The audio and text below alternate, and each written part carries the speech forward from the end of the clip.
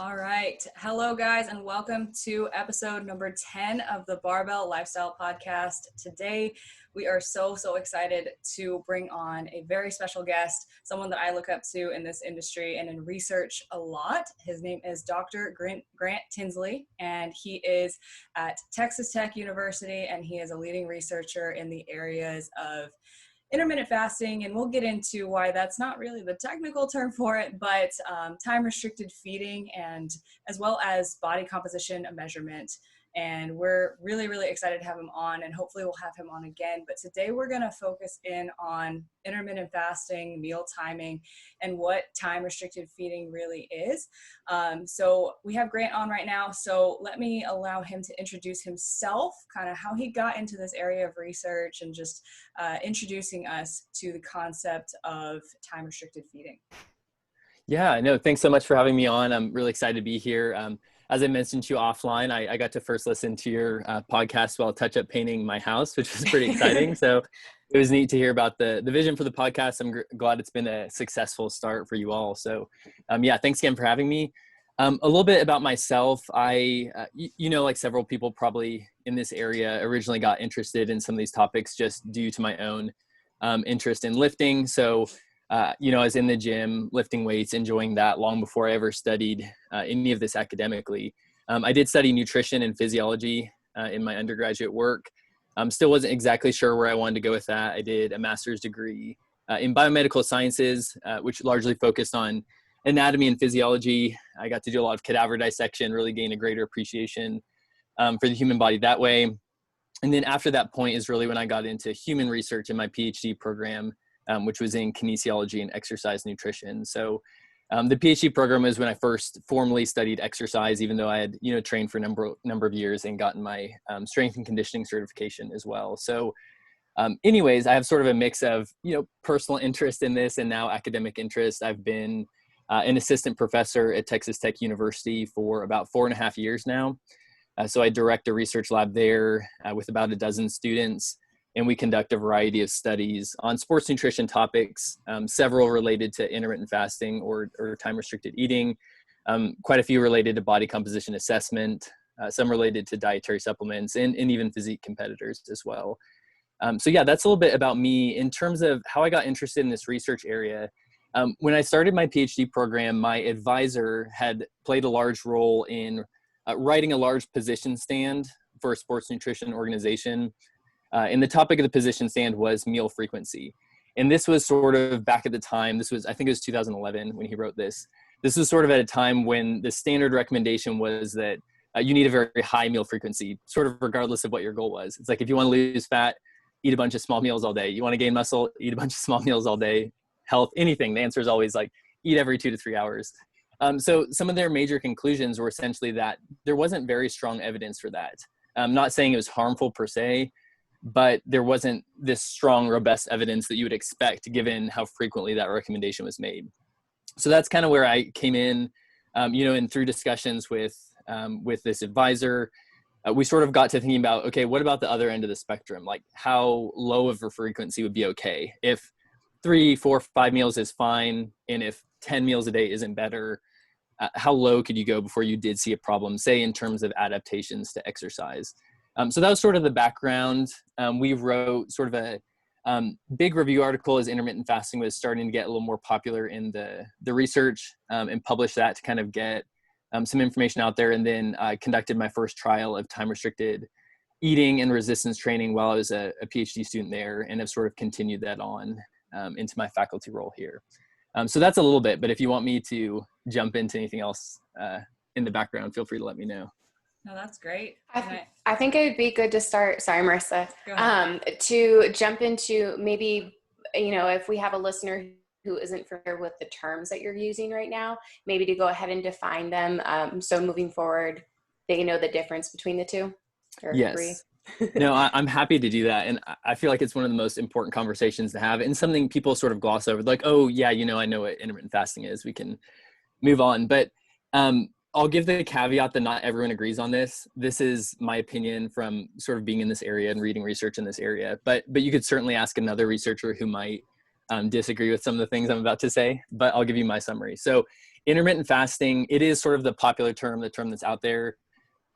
To me, it is a very broad term. So within the research, it refers to a number of different subtypes of intermittent fasting. They're all united by a few basic characteristics. So those characteristics are, first, these are programs that focus on when you eat, not necessarily what you eat. So there's a lot of flexibility here in terms of what foods are eaten, what macronutrient ratios are used. And this kind of presents a contrast with many popular types of diets that are very focused on macronutrient ratios or limiting or emphasizing certain macronutrients. So first thing, intermittent fasting focuses on when you eat, not necessarily what you eat. There are also regularly occurring fasting periods that are longer than typical overnight fast. And of course, typical overnight fast will vary based on the person. Based on population level data in the US, there are a large number of people who essentially eat from the time they wake up in the morning till the time they go to bed. So they exhibit these very long feeding periods of, sometimes 15 hours or more. Of course, though, there are other people who say they don't like to eat breakfast. They don't eat breakfast. They don't tend to snack late at night. They might consume all their calories in about an 8-hour period of time, even without intentionally using any form of, say, intermittent fasting. So those are a couple broad principles. Within that broad term intermittent fasting, there are a few subtypes. So the one I think people are most familiar with, and the kind of specific subtype that usually gets sort of ascribed to the broad term intermittent fasting, is time restricted feeding, also known as time restricted eating. And this is sort of, what I was alluding to a second ago. It's really just eating all your calories within a certain period of time each day. So again, everyone, there's some variability in terms of people, just what they naturally tend to do in terms of spreading their eating out over the day. But normally time restricted eating would be shortening relative to whatever is normal. Often that'd be consuming all calories within a 4 to 12 hour period of time, depending on how intensive a protocol you're using. So time restricted eating is one of the 3 main subtypes. Another is alternate day fasting. Originally, this is sort of like what it sounds like. You would eat every other day. So you'd eat on Monday, not on Tuesday, eat on Wednesday. Ooh. Yeah, so pretty intense protocol. That would result in about 36-hour fasting periods, because you'd have an overnight fast, whole day without eating, another overnight fast. It was recognized pretty quickly that this was difficult, and there were some concerns about lean mass loss with those 36-hour fasts. So most of the studies since then have used what's called modified alternate day fasting. And that's where you'd eat normally one day. The next day, you'd essentially eat one small meal that would contain about 25% of your normal weight maintenance calorie needs. And then the next day, you would eat unrestricted. So every other day, you're eating normally or unrestricted. And the in-between days, you're eating essentially one relatively small meal. So that's alternate day fasting. The last kind of main subtype of intermittent fasting is called periodic fasting. And this is a little bit of a broad term. It kind of catches some of the programs that are left. This essentially is implementing regularly occurring overnight fasts. Fasts that are longer than an overnight fast. These are often a little bit longer, so 24 hours, sometimes 36 hours, but they're not implemented quite as frequently. So the most frequent you'd see them implemented is up to about 2 times per week. So not quite up to the frequency of alternate day fasting, which would be about 3 of those fasting periods per week. But some people also implement these on a less frequent basis. So this could also be something as simple as one 24-hour fast every 2 weeks, or something where you have some fasting period, but it's not occurring nearly as frequently as alternate day fasting, a pattern you're using every day, like time restricted eating. So to summarize, because I know I said a lot there, intermittent fasting we view as a very broad term. With some basic features that unite all the programs. And then within that, we have time restricted eating, alternate day fasting, and periodic fasting. That's great. And I think to backtrack just a little bit, I think it's very interesting and very valuable how, the old thought was, let's eat every 2 hours, and that's the best way to do it. That's the best way to go about it. And then we take a look at the opposite end of the spectrum and we say, well, okay, how few times per day can we eat and not see negative effects? And I think this is kind of something that we see a lot in many areas of nutrition research and research in this field in general, is like we go to one extreme and people take things way too far. And then we take it to the other extreme and people take it way too far. It's just like with the, clean eating versus tracking macros.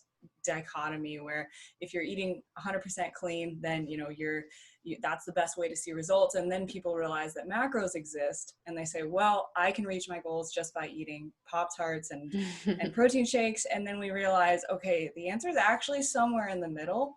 And we'll get into like what your research has actually found and whether or not that's true. But I just think it's interesting that that's how we go about finding these answers, is we start with one end and then we go all the way to the other end, and then we kind of like inch our way into the middle over time.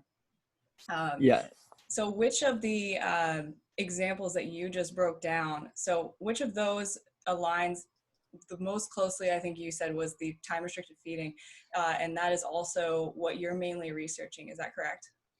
Yes, that is primarily what we've researched. And my perception of the general population is that's often what people think of with it when they hear the term intermittent fasting. So you see that commonly, someone, giving a very narrow definition of intermittent fasting. They said, oh, that's eating all your calories in an 8-hour period of time every day.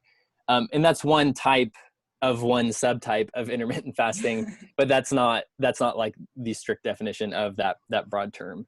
But yes, time restricted, even the terminology and the research evolved some. So our first few papers on this we called time restricted feeding, which was a term kind of inherited from rodent studies. Now it's kind of trending towards time restricted eating because we're humans and we have a choice whether to eat. We're not just, like fed from someone. So if I use them interchangeably, that's why it's kind of evolving towards time restricted eating, even though time restricted feeding was the original term. Yeah, so I'm going to do my best to stick with time restricted eating, but I might slip and I might say intermittent fasting. I might say time restricted feeding, but that's going to be the main thing that I think we're going to be addressing in this podcast episode, since it is kind of the trendy, most popular hot topic that people want to know, like, does it work? Like, what is it all about? Why are we looking into this, and why are people doing it?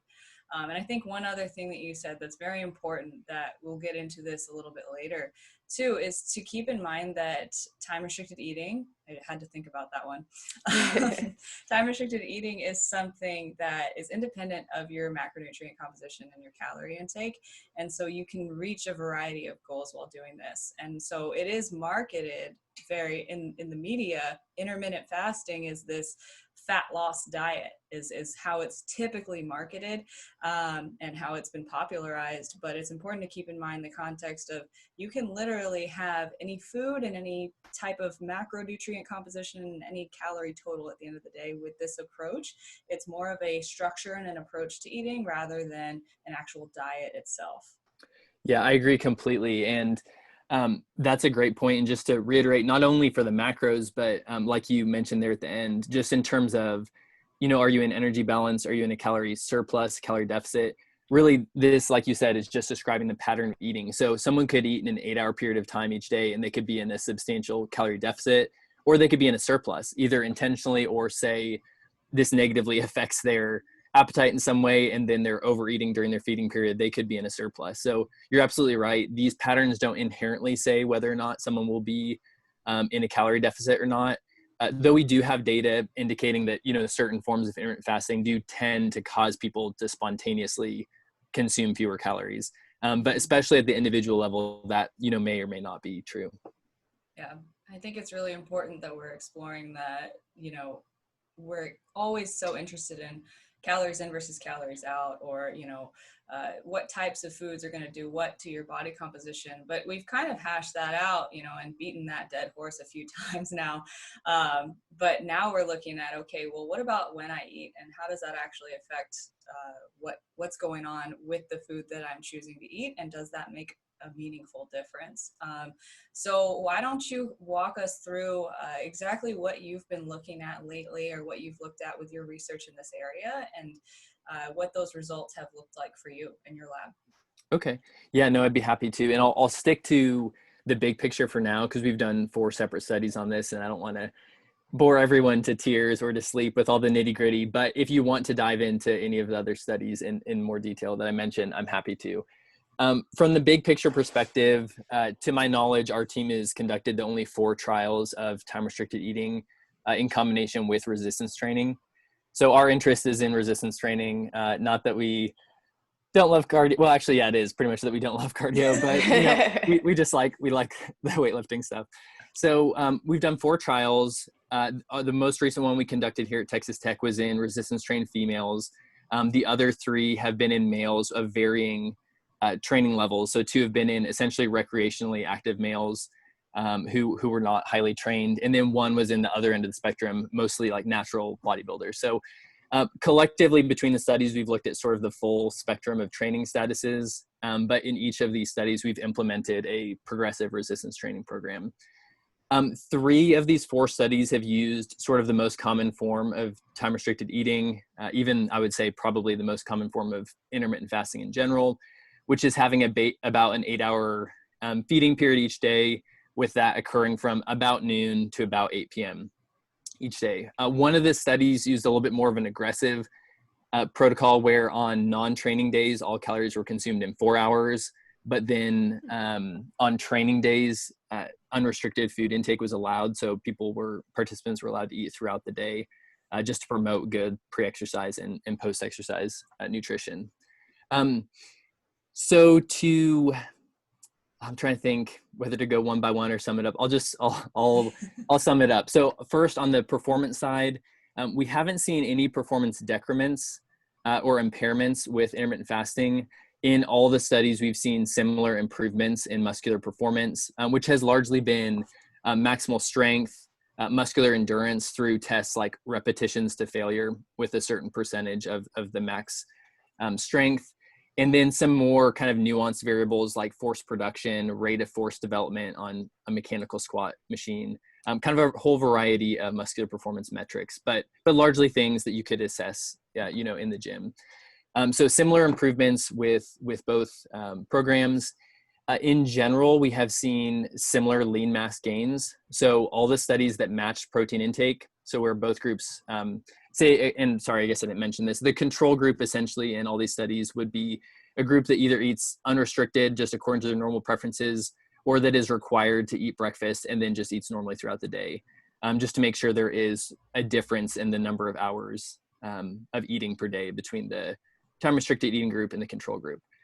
So in general, whenever protein intake has been similar between the control groups and the time-restricted eating groups, we've seen similar increases in fat-free mass or lean mass, as well as muscle thickness measurements. So when we use ultrasound to actually look at the thickness of certain muscle groups, say in the upper arm, in the thigh, et cetera. There have been a couple of the studies that have shown a fat loss benefit to time-restricted eating.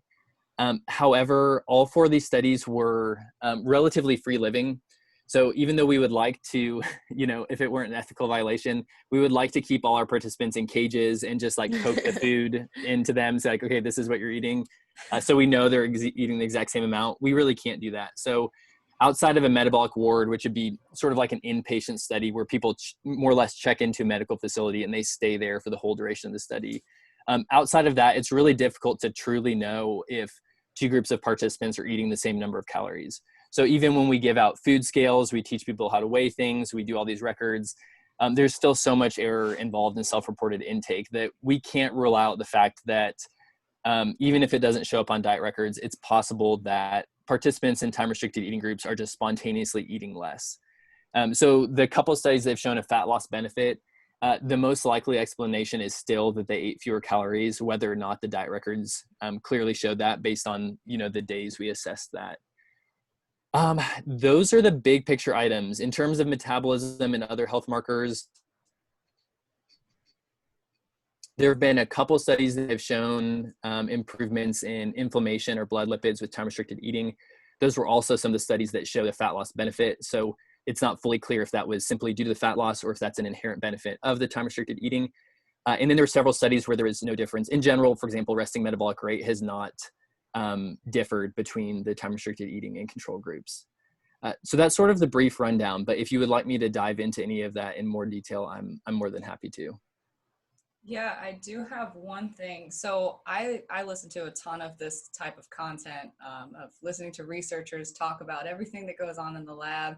And I don't necessarily hold my clients to that standard because I think most people would probably find it boring. But one of the things that was brought to my attention by, I believe it was one of the Iron Culture podcasts, was how training in the lab can actually be some of the most intense training that you could really ever experience, because you're being basically personal trained by whoever is conducting the study, if it is supervised training.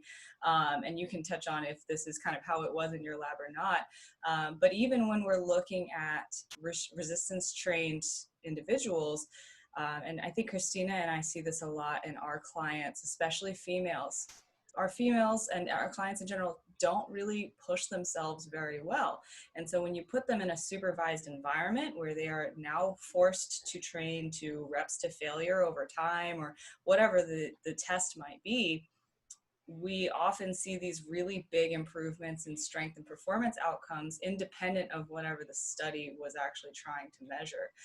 So I wanted to introduce that as a limitation and ask you if that's something that you think could be a factor in your research as well, looking at how performance did increase over time in both groups, or what are your thoughts on that?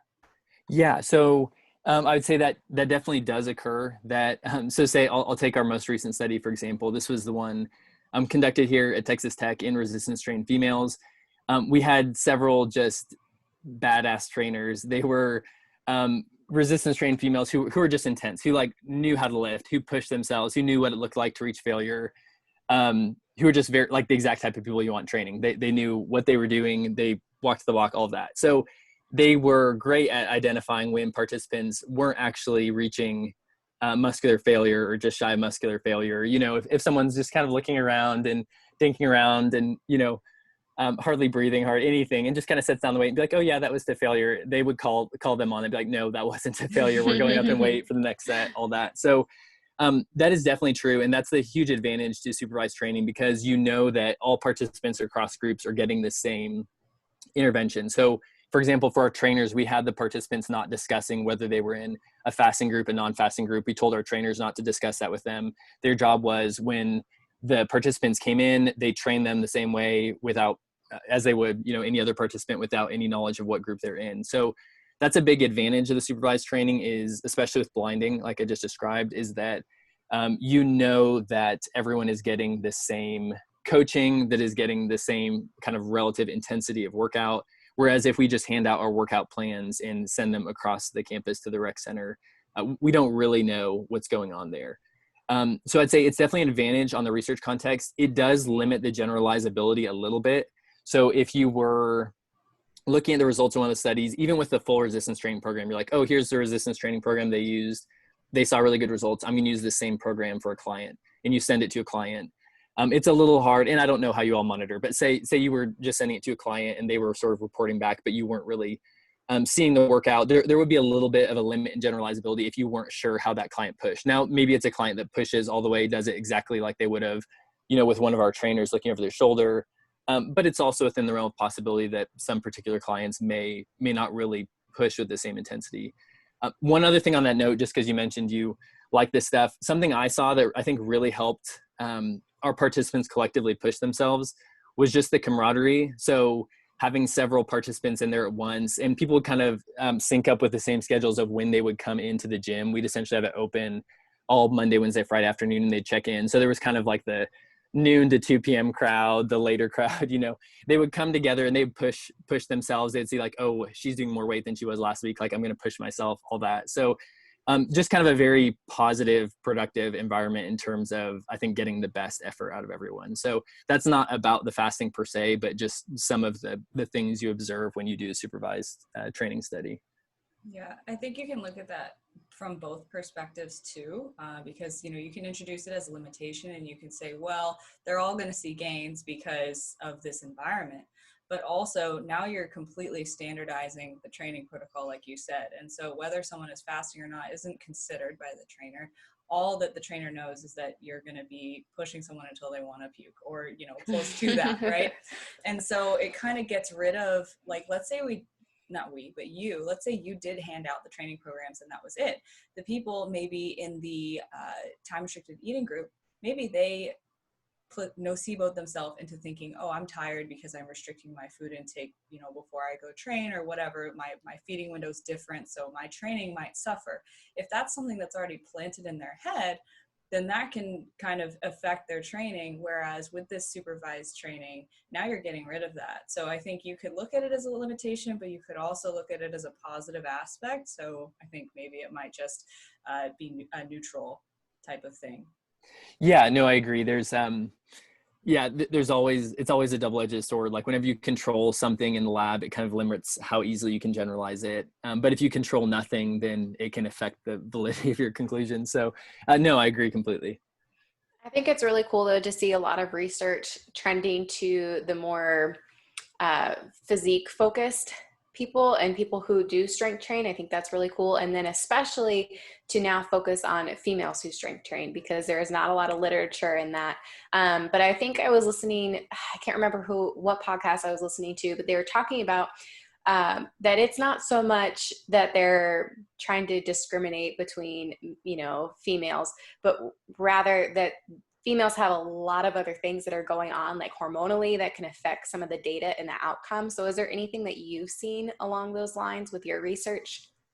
Yeah, no, I love that you asked that, because, and that is a real concern. I feel like I often hear that as sometimes a legitimate answer and sometimes a little bit of a cop out of like, oh, we studied this in males because of hormones. We don't, something like that. So I personally, the first study I had done in my doc program was in resistance trained males, probably for some similar reasons, but in just accessibility, we had access to a greater population of resistance trained males. But it was something that we try to do this in as many of our studies as we can, but with intermittent fasting, I specifically wanted to do a study only in females, just because I didn't view that as a very legitimate reason. And even if there were some limitations, so like in our study, we reported to the extent we could menstrual cycle data.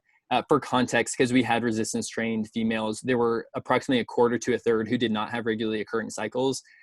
So there was no way to really try to schedule assessments based on the menstrual cycle or anything like that. And then we had, wide variety of cycle lengths and those that did have regularly occurring or semi-regularly occurring menstrual cycles. So we sort of reported that to the best of our ability, like what phase each participant was in at their assessments, and just kind of the percentage overall of participants in a particular menstrual phase. So there will always be like some, I think, questions there, maybe particularly related to some of the blood markers, not knowing for sure how effective those would be. But to me, I didn't want that to prevent us from conducting the study in females, particularly because of some of the things you hear, which I think aren't fully resolved, about fasting in females, saying like, oh, intermittent fasting might be okay for males, but it isn't okay for females because of X, Y, and Z, which could be true, could not be true. But if no one did the studies in females, we would never get, any closer to seeing that. So, Right. Sorry, that was kind of a long, twisted answer to what you asked, but big picture, yeah, you do often see that. And that's something kind of personal in our lab. When possible, we like doing studies in both males and females to see if there are sex differences. But for this one, we really just felt strongly about doing a study in females exclusively. Mm-hmm. I love that you're not letting that be a limitation, because Christina, you just dove right into what I'm actually researching for my master's thesis. So with my limited knowledge, Grant, I can kind of reassure you that from the literature review that I was able to write this past fall, I was looking at the difference between naturally menstruating women or women on hormonal birth controls and its effects on either nutritional intervention outcomes, performance, or strength training outcomes. Essentially, on a group level, not many of the studies were able to find a significant difference. And even if there was, it was a very weak one. And there's just a lot of limitations because there are so many things that you have to control for when you're looking at that kind of thing in females. So I love that you're not allowing that to just be a blanket limitation, because it would be very easy to say that, but ultimately at everything that has been looked at so far, women who are naturally menstruating versus on a hormonal contraceptive, those seem to be very viable to be a control group in any sort of study, or in an intervention group in any sort of study. And what we've seen so far with strength training, endurance training, and nutritional interventions is differences on a group level that are so small that if you're trying to look at something as big as changing a 16-hour feeding window to a 4-hour feeding window, I can't see any reason why that would be such a large limitation. So this is obviously something I'm very early looking into, but I'm super passionate about, and I'm really glad you brought this up, because I think someone who's listening to this who might think like, oh yeah, you can't research women because, you know, it's all going to be different because of their hormones. So far, it doesn't really seem like there's a lot of conclusive stuff towards that.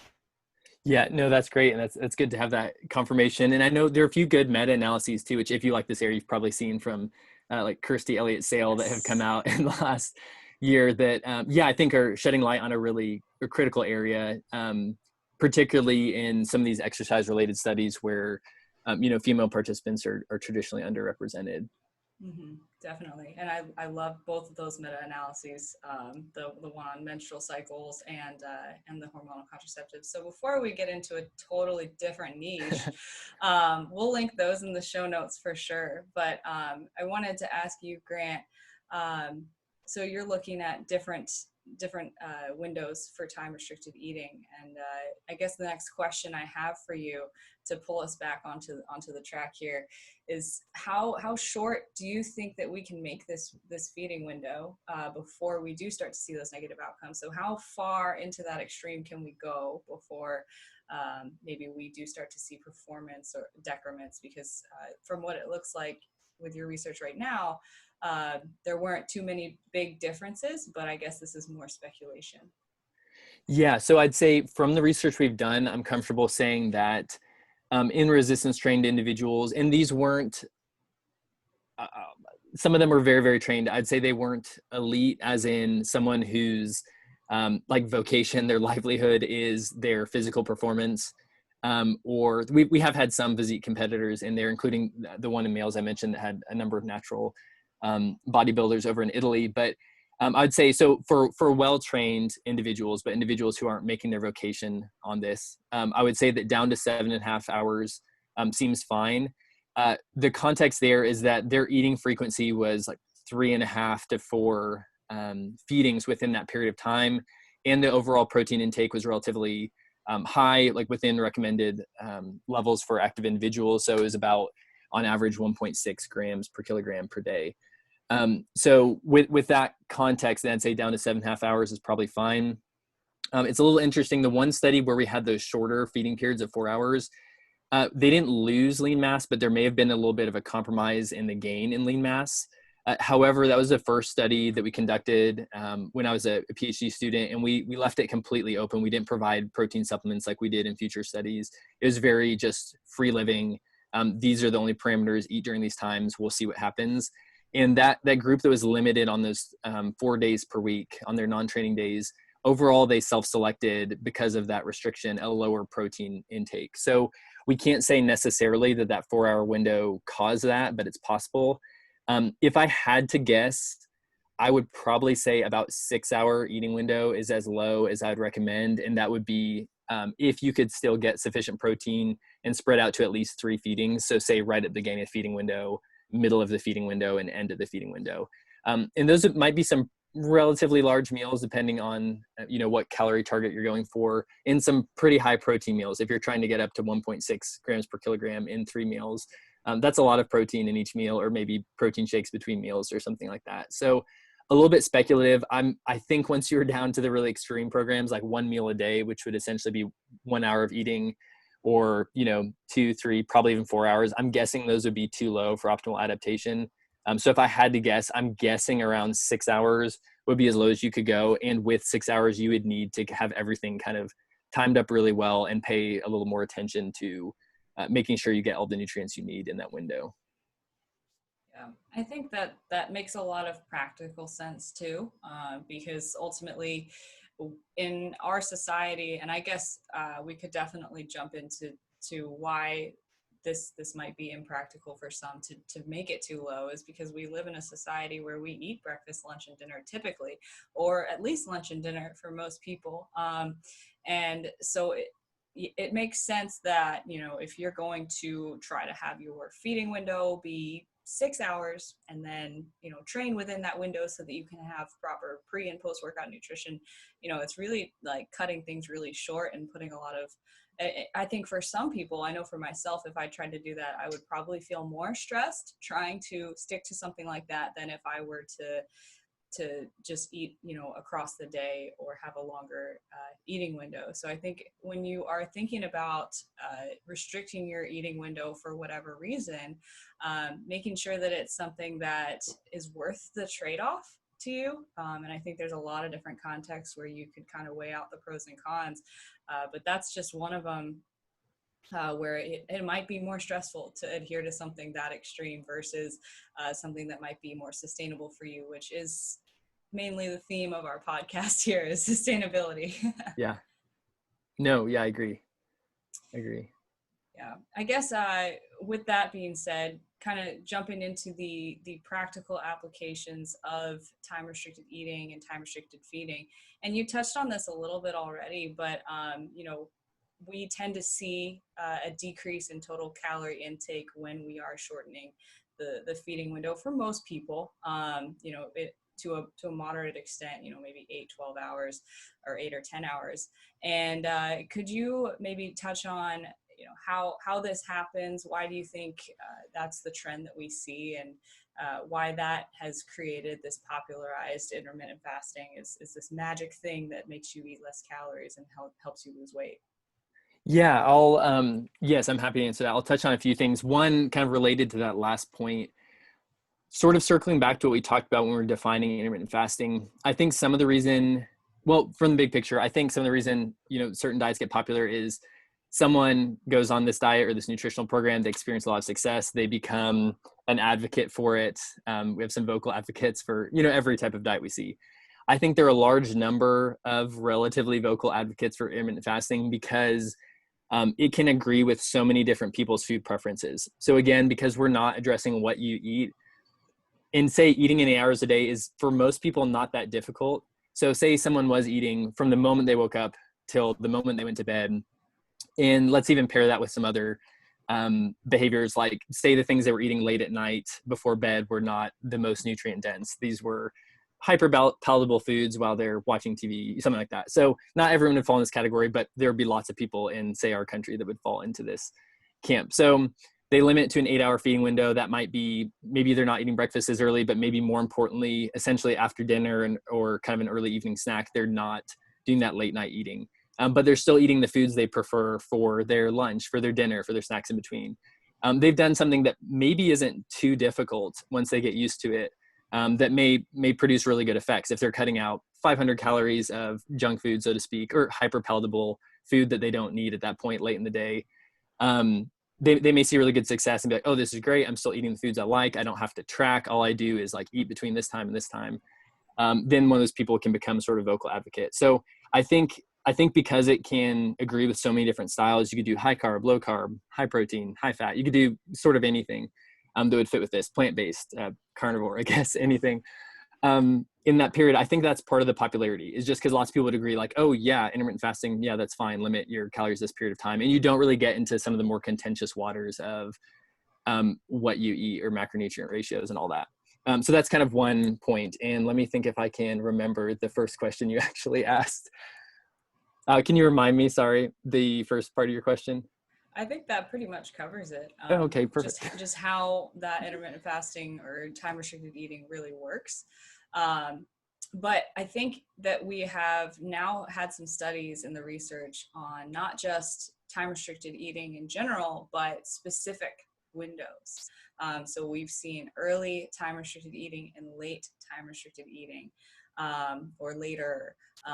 Would you mind elaborating on which windows your studies were specifically looking at, and then maybe any differences between what the early time restricted eating has found versus later? Because I know that a lot of people have heuristics around not eating carbs after it gets dark outside or after a certain time in the evening, based on your blood glucose not being a little bit, or not your blood glucose being a little bit higher in the evening versus the morning, or your insulin sensitivity being a little bit better in the morning versus the evening.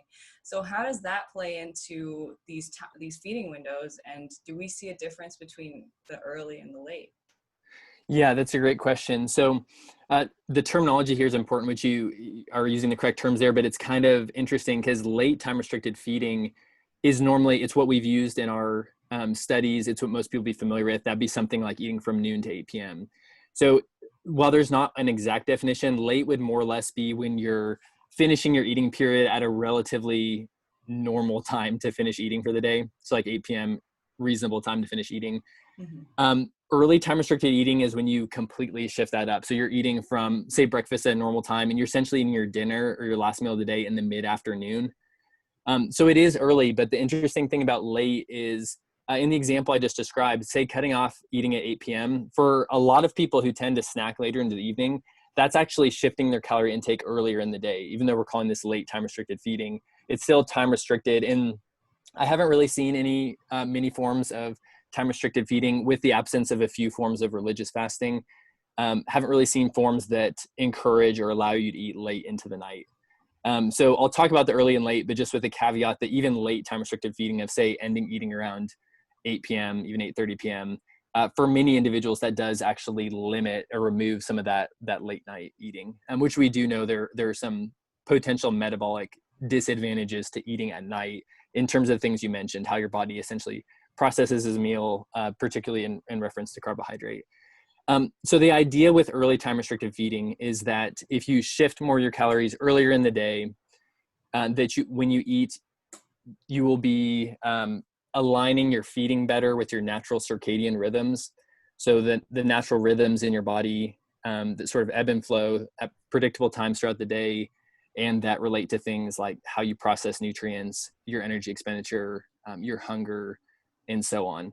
So there's a good, strong rationale for this, for eating breakfast because you have better insulin sensitivity in the morning, for just shifting more of your calories early in the day. There are even some interesting weight loss studies where they have had multiple groups consume the same number of calories each day, with some essentially having a large breakfast, medium-sized lunch, and small dinner, and another group having the opposite pattern where they eat larger and larger meals throughout the day.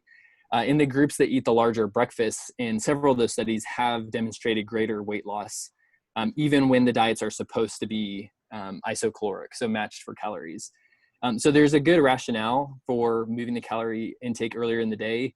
The few studies that have been conducted on this so far give some good preliminary results, but I would say are far from definitive. And I would say overall haven't shown as overwhelming of benefits for the early time restricted eating as you would hope for. Not to say there aren't any, and not to say we don't need to do a lot more research here, because we do, but I'd say it's too early to say, oh, everyone has to be doing early time restricted feeding. This will solve all your problems, so to speak. The disadvantage of early time restricted feeding would be really some of these practical factors. So if you think about eating dinner mid-afternoon, how agreeable would that be for most people's lifestyle? Probably not very. If you're talking about eating dinner with friends, family, social occasions, all kinds of things, those are cut out. If you think about busyness, so say people in sort of a traditional work setting where they're at the office or they're running around doing all this stuff during the day, the evening is usually when they have time to slow down, relax, maybe when they have greater access to food. Again, those social opportunities, to me, I think that would be a difficult time not to eat. Some of the data show that you can get over that in terms of actual hunger, that hunger can be managed with early time restricted feeding, where they're not just overwhelmingly hungry in the evening. But from the big picture perspective, I don't think it would have great adoption by the general population, just because of some of those factors.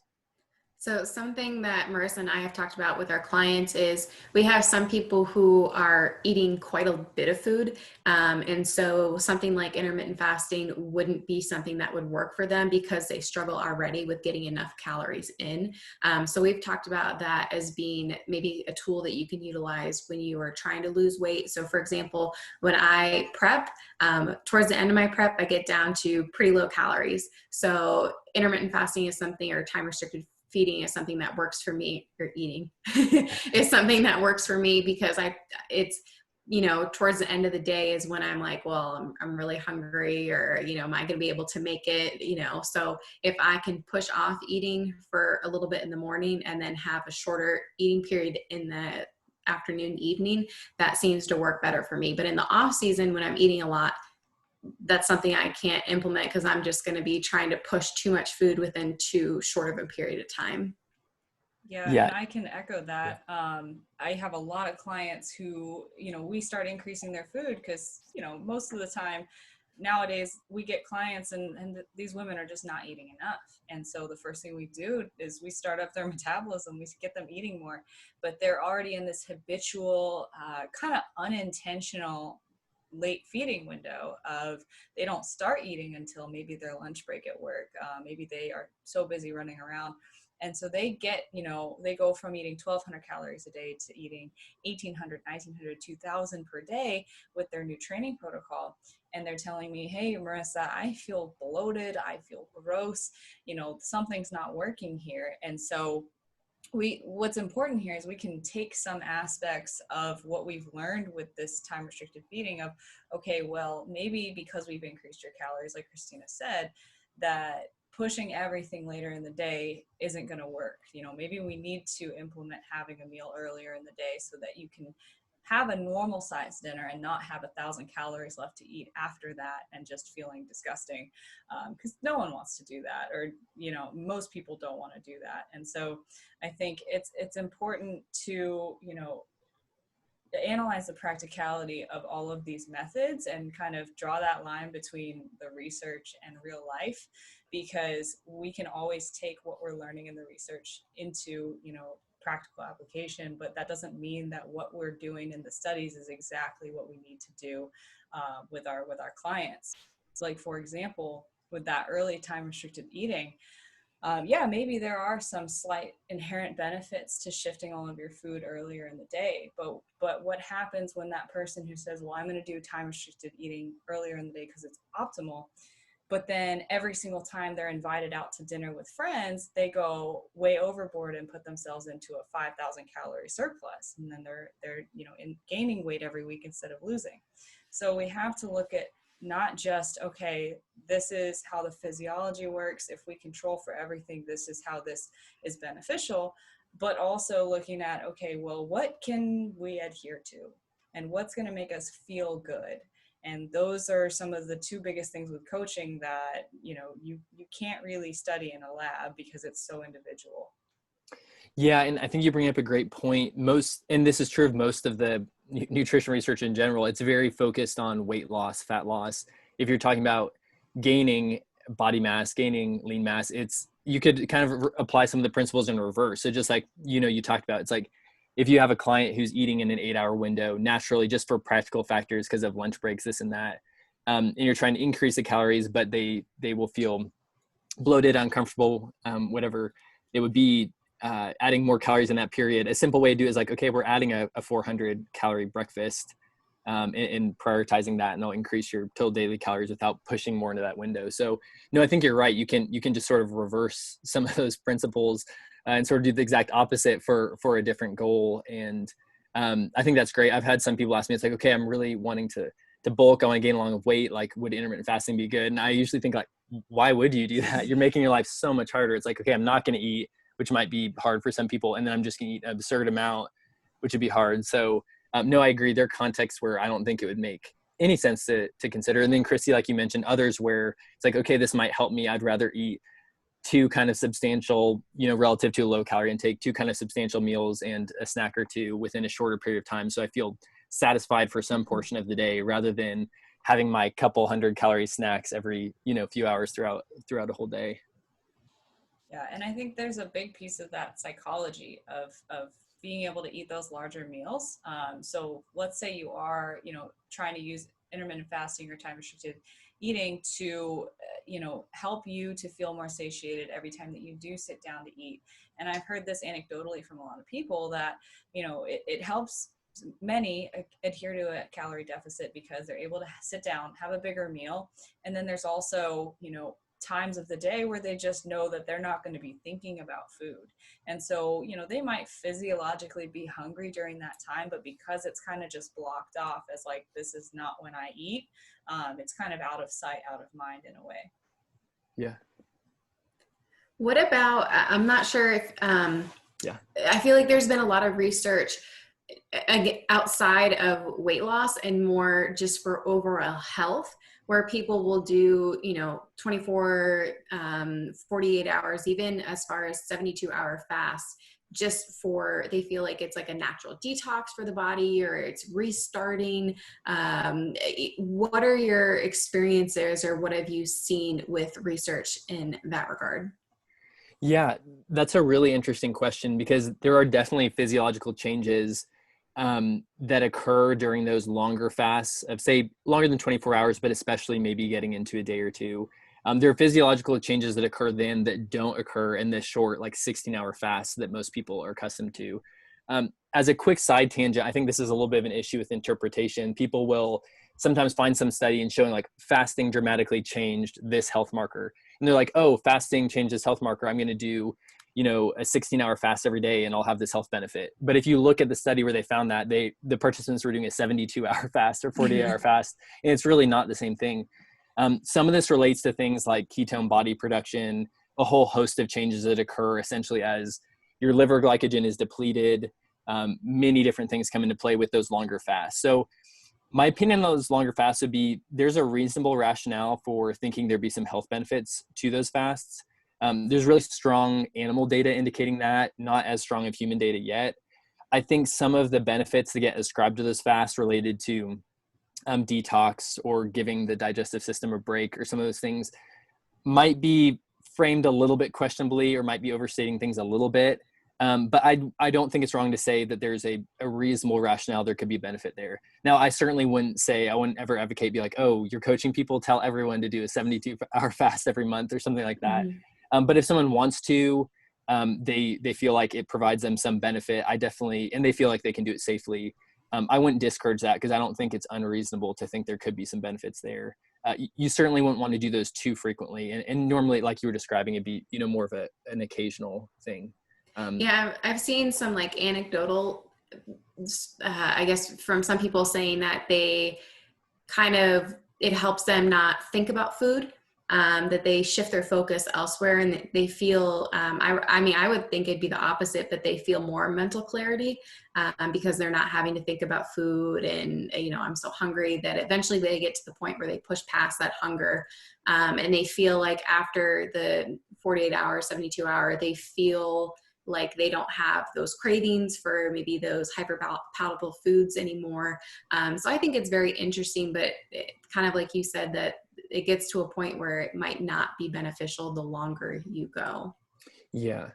No, that's really interesting. And there is a little bit of research showing, which is kind of an unexpected finding when this started coming out, but that some of the fasting programs can stabilize appetite. So you have less dramatic swings in appetite throughout the day with some of these fasting programs, which could be related to some of the items you're mentioning, less craving of certain types of foods with some of these fasting programs. So yeah, definitely an interesting area. And I'd say within the realm of, if it works for this individual, great for them. And if it doesn't for someone else, they don't have to, necessarily put themselves through that. Right. It's just whatever works for that individual and what they prefer. Yeah. Yeah, that's how I view it for this. What a great segue. I was just about to say, I wanted to dive into, okay, so maybe you have a coach, or maybe you are a coach, or maybe you're just looking to formulate the best dieting approach, or just weight maintenance, weight gain, whatever your goals are, especially because we're recording this in early January. So a lot of people are setting big goals for the new year. How do we apply this, and how do you take all of this information that Grant has given us to apply it to you and what's going to be right for you? Because like we've touched on multiple times, there's not going to be any one size fits all when it comes to changing your feeding window, or even if you're going to do that at all. And so I kind of wanted to just touch on, okay, well, how do we make this decision? And I think some of the important things to look at, and you guys can definitely add on to this list, is to look at the context of your life. So that's going to be probably the first one. A lot of people, we live this 9-to-5 lifestyle. So, is shifting all of your food up until, 2 p.m. going to be the best thing for you? Maybe not, if you're going to be going out and having social events with people in the evenings, or you typically tend to have dinner with your family after work hours. So taking a look at the context of your life, what hours you work. Do you work a 9-to-5? Do you work shift work? Are you a student? Is your schedule totally random or variable? That's going to play a really, really big role in how you're going to be able to actually structure your meals. And that's not just with time restricted eating, but that's with any kind of structure and routine in general. And then, the type of person that you are and the size meals that you enjoy. Do you like to sit down every couple of hours and eat, or do you prefer larger meals? And this can also change depending on the context of what your goals are. So maybe in a fat loss phase, you really crave those big decadent meals. But when you're in a gaining phase, like we talked about, you more so just want to get the calories in, right? And so maybe you're snacking all day long to be able to achieve that without having to, sit down and feel sick after every meal. And then finally, I think one thing that we haven't really touched on is your training. So timing of your training. Do you train in the morning? Do you train in the evening? How does that fit into your eating schedule? And I would love to get your thoughts on this, because you have done all of your research in resistance trained individuals. How would you suggest someone look at that? Yeah, so for that, I'd say to start out, the four studies we've done, for all 4 studies, we've had participants train in the fed state. So we've required them to eat something before they train. That's really just adhering to basic best practices for sports nutrition. So having some pre-exercise calories and carbohydrate, having protein intake somewhere in the couple hours before or couple hours after the training period. So that's what we've stuck to so far. I know of one study that's currently being conducted that's comparing training in the fasted versus fed state in the context of a time restricted eating program. I'm fairly certain it got delayed because of COVID. I hope it didn't get completely scratched. I'll have to reach out about that. For now, though, until we have data to indicate otherwise, I would recommend training in the fed state, unless you're dealing with someone who normally trains fasted and that's just what they prefer. If it's someone that trains first thing in the morning and they can't stomach food before that, so they train, then they eat, that's completely fine. In terms of implementing an intermittent fasting program, I'd say the biggest challenge would probably be someone that wants to do a fairly traditional time restricted eating of, say, eating noon to 8 p.m., but they train first thing in the morning. Generally, sports nutrition guidelines would say you don't train fasted and stay fasted. It would be, if you do train fasted, then be sure you get protein and other nutrients in the sort of post-exercise period. So that would be the most challenging application. If I were advising someone in that situation, I might recommend more selectively applying time restricted eating to either rest days or, say, like low intensity days. If there was some relatively low or moderate intensity cardio, something like that might be a little bit better to, if they preferred to do it fasted and stay fasted for a few more hours till their feeding window began, that might be more acceptable. I wouldn't, for optimal performance, unless, someone's a little bit of an anomaly and can get optimal lifting performance fasted and prefers to stay fasted, unless someone really wants to do that, I wouldn't really recommend it. The easiest application would be for someone who trains in the late afternoon or early evening and wants to do a traditional feeding window. So say they're eating from noon to 8 p.m. and they are available to train at 4 or 5 or 6 p.m. That's great. They've had several hours of feeding before. They can train fed. They have several hours afterwards to get some additional nutrients, promote some recovery. So I do think it depends on the context. And there may be some schedules. If you have someone who works out 6 days a week, first thing in the morning, that may be someone who, due to their schedule, wouldn't be advised to implement one of these programs. So those are just a few thoughts. Yeah. I have a client who does something similar. She wakes up around like 3 in the morning to train. Cool. And so, wow. yeah, she's dedicated. So she's kind of atypical in the way that she does her meal timing, is that she'll have her pre-workout meal before bedtime. Okay. So she'll wake up in the morning, and so she's training fasted, but she's kind of had a much bigger, higher carb meal at the end of the night, and then she'll have her typical post-workout meal. So I think it's very interesting the way that she's found something that works for her, but having that pre-workout meal like hours before she actually does train. Yeah, no, that's great. And that's really, it's a prudent recommendation. If you gave that recommendation, if not, that's it. Yeah, really good idea. Yeah, I think that's very interesting too, because, as we discussed, higher blood sugar, blood glucose later in the day, that tends to scare a lot of people. And that's kind of where those myths of like, oh, I'm going to gain fat if I eat carbs before bed comes from. But then, again, we say, hey, look at it in this context. Does it really matter for this person if that's their regular routine, and B, they're going and using those carbs at 3 a.m? So yeah, maybe their blood sugar is a little bit elevated, but like context here, you're using that in your exercise a few hours later. So I think it's very important and I always kind of come back to like, hey, let's hammer out the context. Let's make sure we're not just like overlooking things or overgeneralizing, and making sure that this is, we're looking at this in one person's individual context. So I think that's super important. And I definitely haven't had clients that work out that early, but I have given out the recommendation of like, hey, if you really can't stomach food in the morning, then a big carb meal before bed is probably going to be a better bet for you, to just make sure those glycogen stores are full, especially when, maybe we're dieting or something like that. I did have one question for Grant that I kind of thought of on the fly and realized, this probably should have been one of the first questions we asked, but I don't think that it's necessarily technically defined. I think for a lot of people, this is common sense, but I think for other people, they might be looking for loopholes or looking for things to have, eat, or drink throughout the fasting period. So what exactly constitutes a fast? Is it not having anything except for water? Can you have coffee? Can you have branched chains? What have you done in the research, and what would you say that definition is?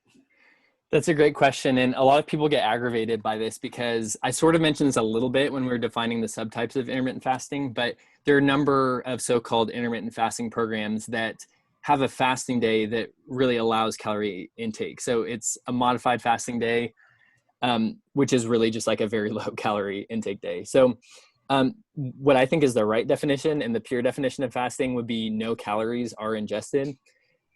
That certainly leaves some wiggle room. So certain things like branched chain amino acids would be considered breaking the fast. Even if they're labeled as 0 calorie, that's essentially like a labeling loophole for BCAAs.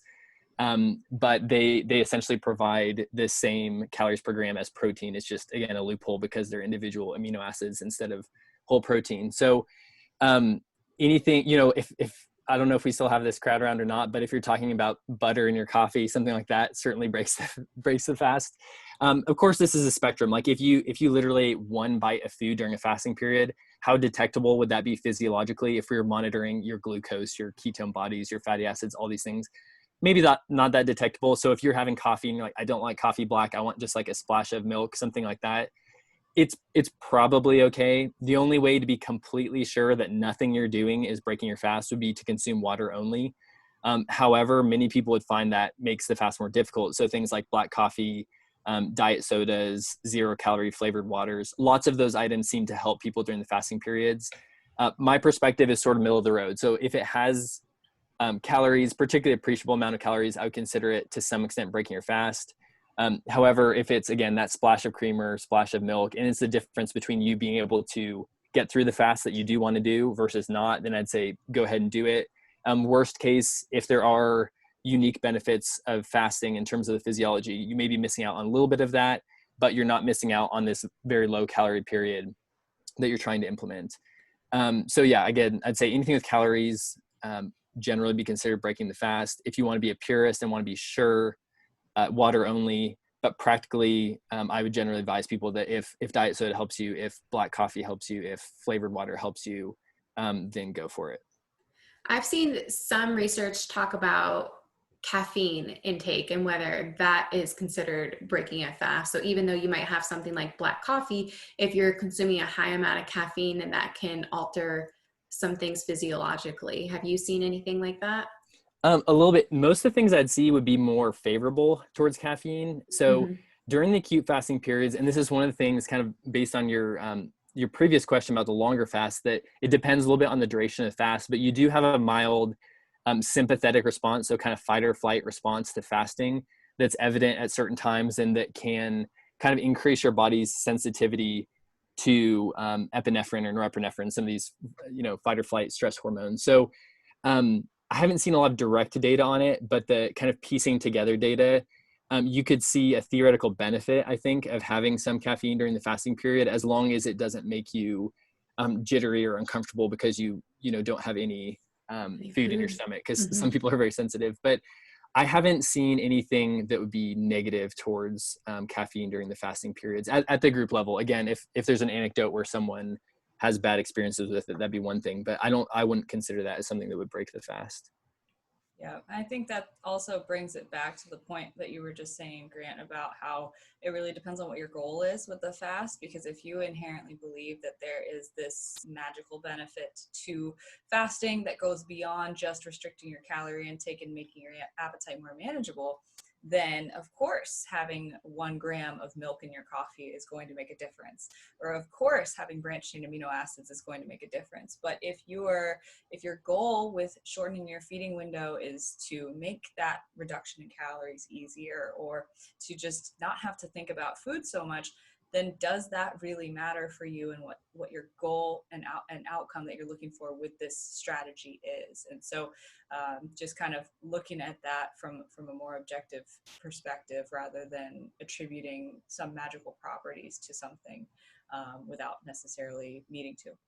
Yeah, no, I agree. And I think, yeah, based on the current evidence, the only thing we can, view as a solid conclusion is the kind of energy balance calorie standpoint. It's within the realm of possibilities. Some of the very impressive benefits that have been seen in rodents someday will be documented better in humans. But yeah, for now, I think for most people, it's really just calorie management, how it fits with your lifestyle and so on. So yeah, I agree. I think we wanted to ask another question, very important one, about protein. So when it comes to meal timing within that window, so of course, outside of restricting your feeding window, we want to space our protein pretty evenly throughout the day. If you are listening to this and you didn't already know this, then that's definitely should be a goal of yours. And to not just eat, your body weight in grams of protein in one sitting, because we do want to have those benefits, or at least assumed benefits, of having multiple spikes of muscle protein synthesis. As I describe it to clients, typically I'll describe it as recovery or stimulating muscle growth every time that you ingest a serving of protein. And so if your goal is to eat 100 grams of protein per day, and you're eating 4 meals, then you should have roughly 25 grams at each of those meals. Now when we shorten that window, it makes it a little bit tougher, because maybe we're eating less times. Maybe instead of 4 or 5, we're eating 1 to 3 times, right? So how would your recommendations for spacing your protein change at all? Or would you say, what is the best way to go about that? Yeah, it wouldn't really change. It would just be, they're essentially getting pushed together. So I would be sure to essentially split the total amount of protein, your goal for the day. So say 100 grams, using the example you just gave, and split that in even doses, with 1 dose coming at the beginning of the period and 1 at the end of the period. And I would, as of now, I'd recommend at least 3 feedings. So with an 8-hour window, 3 should be achievable, probably even 4. So if you're doing 4, you could still do those 4 servings of 25 grams you mentioned. It'd just be right at the beginning of the fast, say after 2.5 hours, after 5 hours, and then right at the end of the feeding period. So I probably said beginning of the fast. I meant beginning of the feeding period. So yeah, I would evenly space those. Or if it's 3, 33 gram serving right at the beginning of the feeding period, 33 gram in the middle, 33 gram at the end. So really same principles. You might just be pushing them together. If you are eating fewer times, then you would have a higher dose per meal. Again, I wouldn't go lower. I probably wouldn't go lower than 3. If you really want to mess around with 2, if you're doing a short feeding window of 4 to 6 hours and you want to mess around with 2 feedings, you could. Even though it doesn't maybe directly translate muscle protein synthesis data, would probably say a minimum of 3. So yeah, no, I would say the same recommendation you normally give, just push together a little bit. Yeah, and I think that makes a really good point for, like I was saying at the beginning, we go from one extreme of, clean eating is the way to go, versus, now I can eat just pizza and Pop-Tarts and hit my macros with egg whites and protein shakes. And, we find a solution in the middle.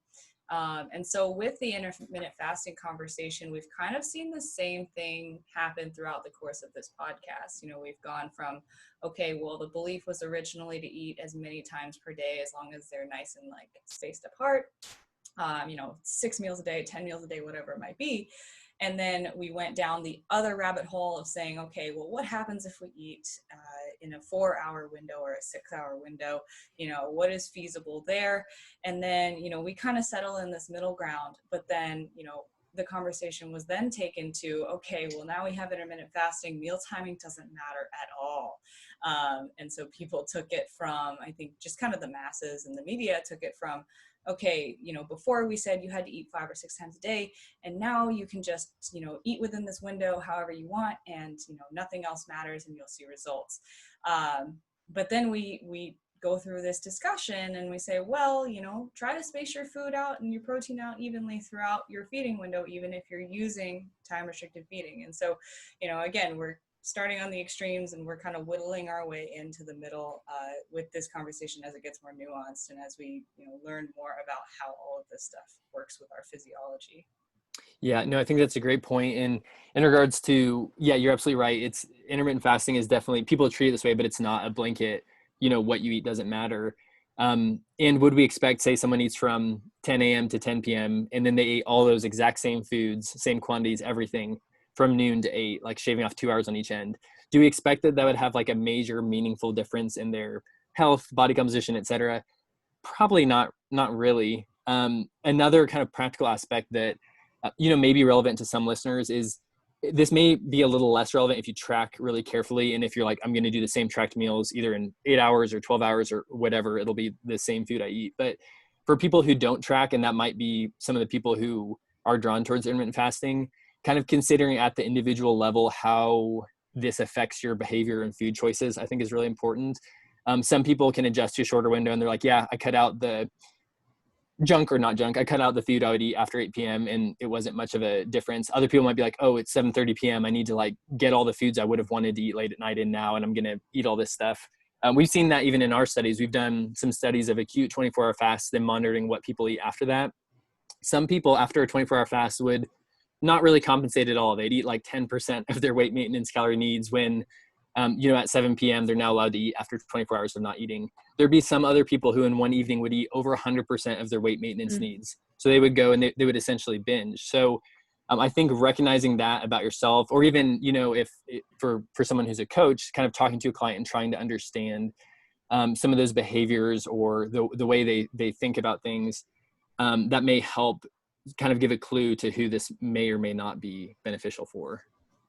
I think that's a really good point that you bring up with when it comes to, and Marissa and I have talked about this all the time, when it comes to a diet or when it comes to a tool that you can utilize, whether your goal is, weight loss or weight gain, lean muscle gain, that you have to figure out what's going to be right for you and what's going to fit your schedule. And it's not like, oh, well, intermittent fasting is this magical thing that's going to help me reach my goals. As if you can't adhere to it, or if the next day you're eating 100% over what your maintenance calories are, well, then maybe we need to try something different. So I think it's really important for listeners out there who, whatever their goals are, to maybe be open to trying new things. And if something doesn't work for you, that doesn't make you a failure. That just means that particular diet or that particular tool doesn't work for you, and that's okay. And just be open to trying something different and then finding something that does work for you and your schedule. And also keeping in mind that, and again, Marissa and I talk about this all the time, that something that works for you now may not work for you 6 months down the road. Maybe you have a new job, or maybe you have a brand new kid, and that, intermittent fasting or whatever it is that you're trying to utilize doesn't work. So just being flexible with whatever you're trying to do to reach your goals. Yeah, I love that. And just kind of bringing in our coaching perspectives into this conversation a little bit more. I definitely wanted to add one more thing to that before asking Grant one more question. Just things to remember if you are going to apply time restricted eating to your day, to your life, that still matter. So the first thing that I'm going to say is calories in versus calories out still matters. So, like Grant said, you might be able to get away with not tracking your food if you are going to shorten your feeding window, depending on the type of person that you are and how it affects your behavior. But the principle of your calories being reduced by this method is still how that mechanism is actually working for the most part, and from what we know with the research so far. So if you are going to implement time restricted eating, please know that it's most likely, if you're seeing results from it, it's probably because your calories reduced. the next thing that really still matters is your protein intake. So like he said in his studies, when protein was controlled for, I think you were very deliberate about saying that the gains in lean mass and the changes in muscle tissue, correct me if I'm wrong, were the ones that improved over time and were similar. Is that correct? Yes. Yeah, so protein still matters, and they are definitely keeping track of that in Grant's lab, which is very important because we know that that is one of the biggest determinants of body composition change when it comes to lean muscle tissue. And then, as we talked about, what works for you. So adherence. If you're going to apply it, know that your adherence to it still works. So, or still matters in terms of, whether this approach is going to work for you. So we've talked about this a lot, and we've kind of beaten this into the ground. But make sure it's actually an approach that you can adhere to and enjoy, and doesn't make you hate the way that you're eating or hate your life. And then finally, keep training as a part of the context as well. So if you are going to apply time restricted eating, make sure that it's something that works with your training schedule, or if you can change your training schedule if you really want to implement this feeding window, but maybe you were that person who trains first thing in the morning and you wanted to do the 12 to 8, you might have to switch some things around if you're really adamant about implementing this into your life. So making sure that that is still something that fits your schedule as well. So yeah, the final question that I have for Grant, we're so grateful to have you on and for all of this amazing insight. But we were just curious, and of course, only disclose what you can, because I know some of this stuff kind of has to stay under wraps until it's published. But future research that you would like to see done or are planning on doing in the future, as general or specific as you can be. Yeah, so I'll give a few items. I don't think there's anything too confidential I can't talk about. I will mention one sort of interesting thing. One of the studies that of time-restricted eating and resistance training, the one that's conducted over in Italy in my friend and collaborator's lab, Antonio Paoli, that was the one that had very, very trained male participants. So that was a kind of traditional 8-week study, but we actually were able to continue it out to a full year of time-restricted eating with resistance training, which is really unusually long for a study like this. Usually it's just not feasible. So we have those data under review currently, which I think will be very interesting because often most of these studies are a couple months long, and the limitation that's stated is always longer term data are needed. And we put that out there, but practically it's very difficult to run a study like this for a year. But we do have some of that year-long data that will be coming out. So I won't say too much more about that now, but I'll definitely post about it on social media when it's published. So that's just something that's kind of exciting. In terms of other future directions, one would be kind of continuing to answer that question you asked of how short of a window is too short. And this will really involve continuing to push it on how short the window is until we see a problem. And a problem in terms of exercise performance adaptations or body composition improvement. So I do have an interest in that. That would probably involve something like a 6-hour group, 4-hour group, something like that, where we're pushing it down lower. I also have an interest in other forms of intermittent fasting. So we've largely looked at time-restricted eating with resistance training. There are a few studies with resistance training and other forms of intermittent fasting, but they're largely not relevant to sort of the populations of interest for us. So either due to the resistance training program or the actual participants, just not quite as generalizable.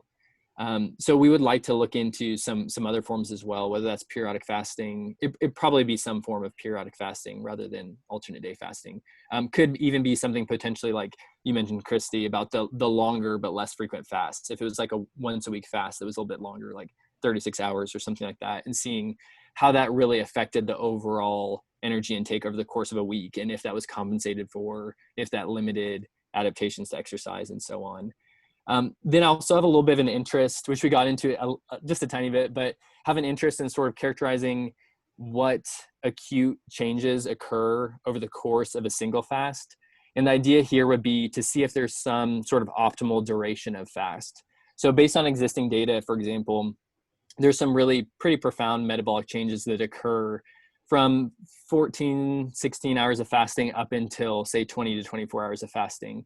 In terms of lipolysis and fat oxidation. So a number of these popular programs that utilize, say, 16-hour fasting periods are based on available data, stopping kind of just short of what would possibly be a more beneficial time physiologically. So kind of characterizing the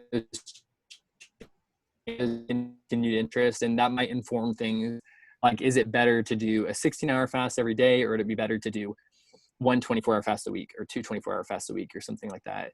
And sort of related to that, and related to the question about what breaks a fast, sort of hunger and appetite management techniques during fasting, I think is interesting as well. And kind of continuing to tease out like what types of people might succeed with intermittent fasting, what types of people might not exceed.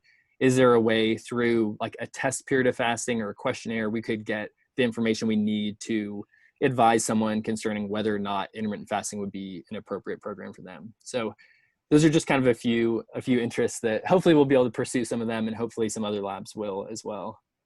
Yeah, and I can imagine how hard it is trying to, when your main focus is how participants are eating, just being able to monitor more closely, or have like, not having them in cages and feeding them, but finding something where that they are being more adherent, or they're doing what they're actually saying that they're doing. Yes, no, I agree. And we usually, the last study, we provided food scales and taught participants about weighing and all of that, but it's so hard because we'd have some participants who I think we're actually accurately weighing, but even though we told them to eat normally, we'd hear things like, oh, I didn't eat dessert yesterday because I didn't want to write it down on my sheet, or I didn't want to weigh it out and know how much I was eating. And it's hard because there's that aspect of, people feeling like there are foods they should and shouldn't eat and all that. So all that to say, I agree completely. It's definitely a challenge. I think that is so relevant too, because we see that on a day-to-day basis with our clients. And so I think the first thing that, I think I'm speaking for you too, Christina, that we have our clients do when they start with us is they do some data collection on themselves. So I say, hey, don't change anything about what you're eating. Just, log everything so that I can get a nice little baseline of like where you're actually at. But then, I see the numbers and I'm like, this person definitely doesn't eat like this 24/7. Otherwise they'd be shriveled up into nothing. So it does give us a baseline, but they're probably not also accounting for the drinks on the weekends, or the date night out, or the snacks right before bed. So we do also keep that in mind. And I think even when people are honestly plugging in everything, everyone kind of has, there are universal ways to track your food, but everyone kind of takes information in differently, and they learn how to apply that differently. And so, the question, should I weigh my food raw versus cooked, or do my vegetables, lose weight or gain weight when I bake them or saute them or whatever? What about the oil that I put in the pan? All of these things are little variables when we're studying behavior that are so difficult to control for, that, of course, collecting some data is better than nothing, but we also have to look at, okay, well, what else is going into this that maybe we can't really account for or have as much certainty in our findings because of. Yeah, no, absolutely. So Grant, I'm curious, we talked a whole bunch about time restricted eating and intermittent fasting and meal timing and long fast, short fast. And I want to know, and I'm very curious, what do you personally implement in your day to day? Oh, I don't always get asked that one. So I'll say that probably for the majority of the last, how many years? It's been 8 years or so since I first got interested in this topic. I'd say the majority of the time I've probably implemented some form of time restricted eating. What I currently do is a little bit what I recommended for the challenging situation where someone trains in the morning. So essentially on weekends, I'll train midday or in the morning. And on those days I eat carbohydrate and protein rich meals several hours before working out. So essentially don't really do time restricted eating. I guess technically it's probably within a 12-hour period of time, but not very restricted. On weekdays when I'd work out in the late afternoon or evening, I'll often do, eat my first meal between 11 a.m. and 1 p.m., depending on the day. And then I'll kind of cycle through. There'll be some periods where I implement it a little more strictly, which would be more or less not eating after dinner, and other periods where I won't impose that restriction. Some of that pertains to if I'm trying to hit a certain performance goal in the gym or a certain body comp goal. So I'd say in general, I implement some form of time restricted eating, but relatively flexibly, and more strictly in periods where I'm say in a fat loss phase, and quite a bit less strictly in periods when I'm in a gaining phase. So yeah, I guess flexible time restricted eating approach would be the overall theme. Awesome. Very cool. Yeah. Thanks for asking. Do you find that people expect you to adhere to a more strict approach, or like, because you're the time restricted eating guy, so if you're not eating at a 4-hour window every day, then what are you doing? I guess, yeah. So I'm laughing because so this is an anecdote I just shared one other time on a podcast, but I was at a conference a few years ago, and it was like the middle of the afternoon. It was just like a normal time to be eating, or lunchtime or something. And I was eating, and someone passed by. Honestly, I don't truly remember who it was. I think it was someone who's like sort of an acquaintance, and they saw me eating, and they like did a double take and looked at me and they said, "Wait, why are you eating? I thought you're like a fasting guy." And like, one, what does that even mean to be a fasting guy? I'm like, I researched this. That doesn't mean I don't eat. I'm like, even people who do intermittent fasting eat. So lots of people will say like, oh, I could never do intermittent fasting. I love to eat too much. And I'm like, I do too. I enjoy eating like several larger meals and then smaller snacks that are essentially protein throughout the day rather than spreading out. So for me personally, it works. But yeah, I do sometimes feel that there's that expectation. Or if I gave the answer I gave, they're like, wait, you only like kind of adhere to this, or you sometimes do it. I'm like, yeah, I'm interested in studying this academically. It was a gap in the literature. It's something lots of people are interested in, but I have no vested interest in fasting, and I'm not, the advocate for everyone to be fasting or anything like that.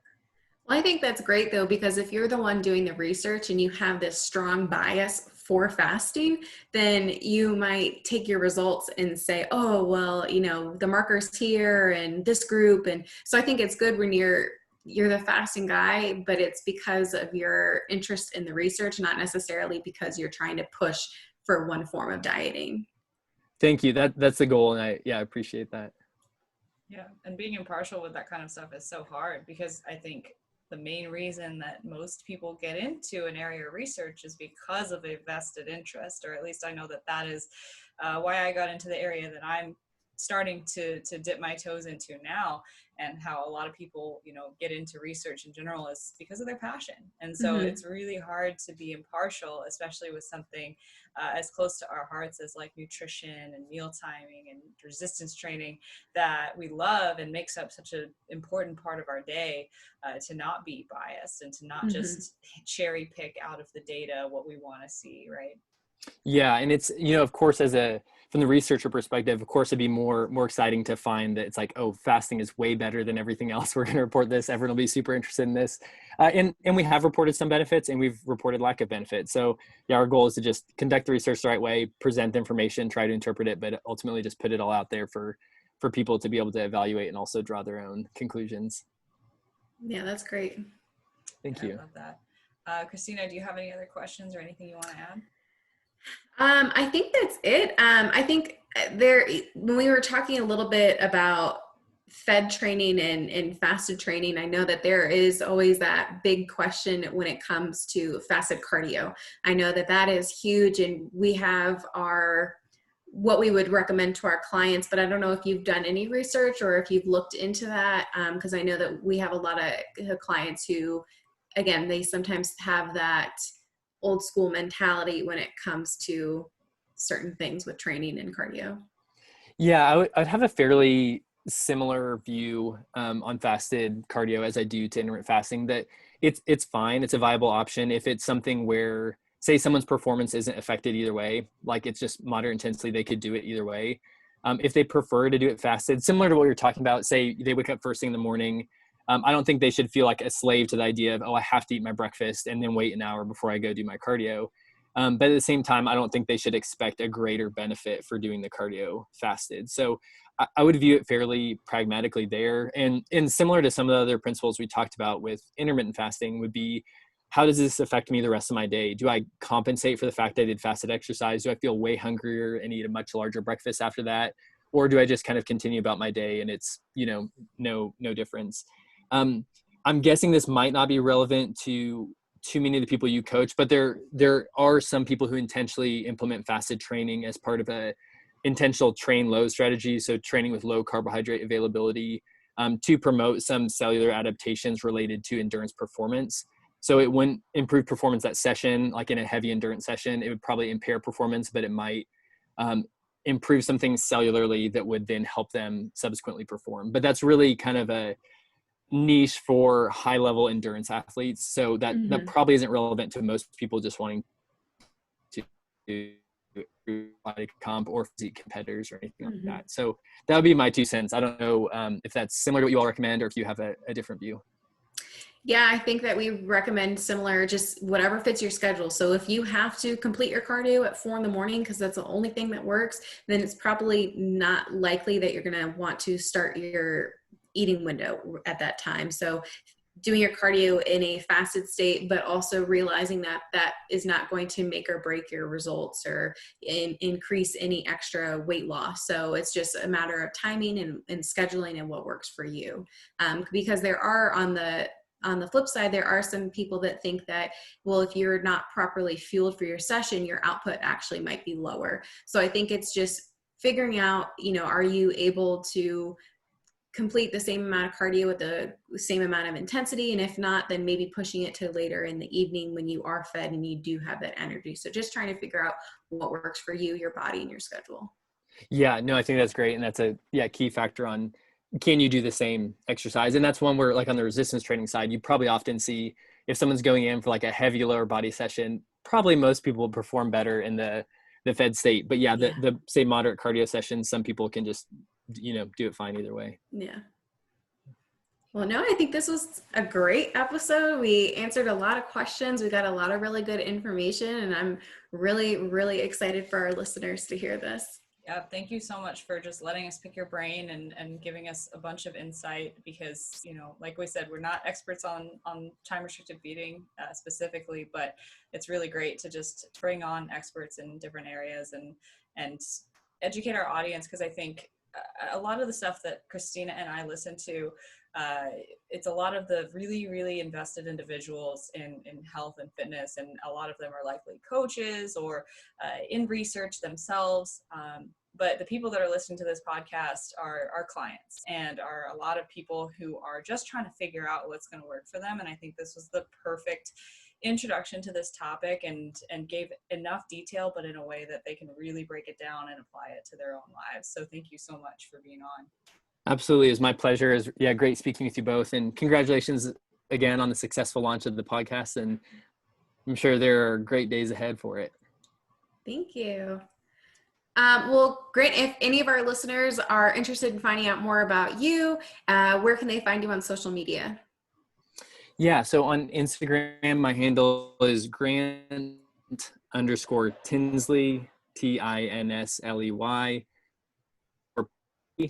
I'm probably most active on Twitter, also Grant Tinsley, PhD with no spaces. And then if someone really wants information on our lab, and I have a personal site, which is just granttinsley.com. Awesome. So we'll make sure we have all of that in the show notes. So if any of you guys are interested, you can find it there. But we hope you guys really enjoyed this episode. It was a pleasure having Grant on today. And if you haven't already, make sure you're subscribed to the podcast. You can find both of us on Instagram. You can find me at Christy Lynn Fit, and Marissa is at Marissa Roy Fitness. So thank you guys so much for listening to this episode, and we will see you next week.